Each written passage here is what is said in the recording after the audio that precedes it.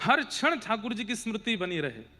बंधुओं, ऐसे ऐसे वैष्णव रहते हैं, मैं आपको क्या बताऊं, कथा में मैं अपने भाव बताऊं, गुरुजनों की आज्ञा बताऊं, पढ़े हुए कुछ भाव बताऊं, कई बार तो वैष्णवों की भाव से मैं सीखता हूं।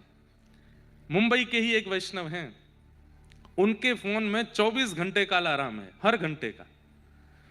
दोपहर 12 बजे से लेकर के रात्रि 12 बजे तक हर घंटे में अलार्म बजता है, और जब अलार्म बजता है उतनी देर वो दुनिया के किसी कोने में हो, किसी काम में हो, 1 मिनट अलार्म बजता है, 1 मिनट के लिए ठाकुर जी को याद करते हैं, आंख बंद करके ठाकुर जी को स्मरण करते हैं।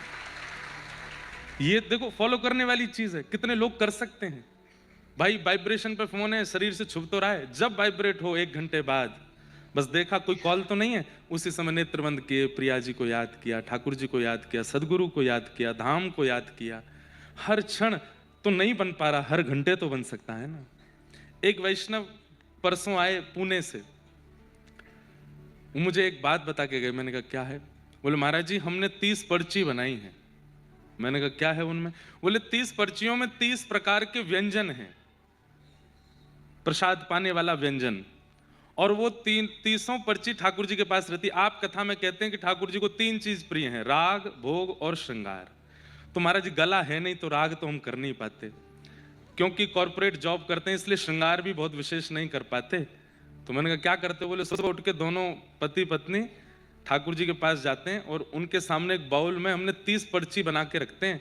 एक पर्ची उठाते हैं, आज क्या पाने की इच्छा है, उसमें जो नाम आता है वो बना के ठाकुर जी को पवा देते हैं, वही पाके हम चले जाते हैं। मैंने कहा भाई धन्य है। और बोले उसमें एक व्यंजन नहीं होता, बाल भोग में ये पाना है, राजभोग में ये पाना है, शयन भोग में ये पाना है, 3 भाव, मतलब 30 पर्ची, एक पर्ची में 3-3 भोग, सुबह दोपहर शाम की सामग्री। तो बोले आपने कहा था महाराज जी अपने मन से नहीं, ठाकुर जी की इच्छा से प्रसादी बनाओ। तो हमने वो पर्चियों को ठाकुर जी की प्रसादी मान लिया है, उस भाव से करते हैं। कैसे कैसे भाव हैं सबके।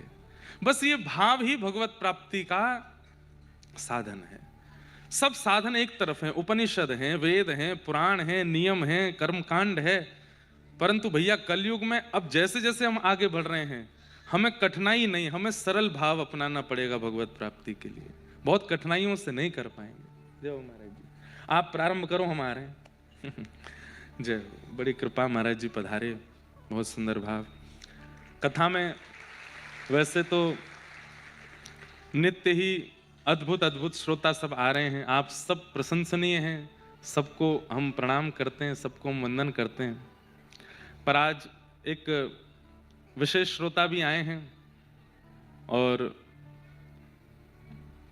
इनका नाम हम इसलिए लेंगे, वैसे मैं नाम सबका लेता नहीं, पर इसलिए लेंगे क्योंकि एक उपकार है इनका हमारे ऊपर।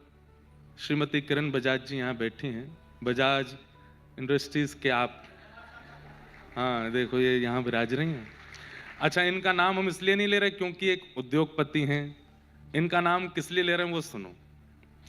हमारी 3 बहनें हैं, और एक प्राचीन भारत का एक स्वरूप रहा, अब ऐसा नहीं है। प्राचीन भारत में सबको ऐसा होता था कि एक पुत्र भैया हमारे घर हो।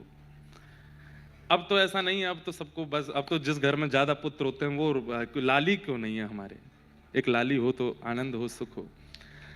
तो पूज्य पिताजी महाराज की अनेक कथाएं वर्धा में, शिकवाबाद में, मुंबई में आपके द्वारा हुई, तो आपको भाव रहता था कि ठाकुर जी महाराज को एक पुत्र हो। हमारा जन्म नहीं हुआ था, तो आप हमारा जन्म हो इसलिए तिरुपति बालाजी पैदल चढ़ के गई थी, और श्री वेंकटेश भगवान तिरुपति बालाजी से आपने कहा था कि हमारे ठाकुर जी को, हमारे गुरुदेव भगवान को, उनकी भागवत की सेवा आगे तक सब तक पहुंचाने के लिए एक लाला आप कृपा करके प्रदान करो। तो उस भाव तो कहीं ना कहीं इनकी प्रार्थना से ही आप हमारी कथा सुन रहे हो।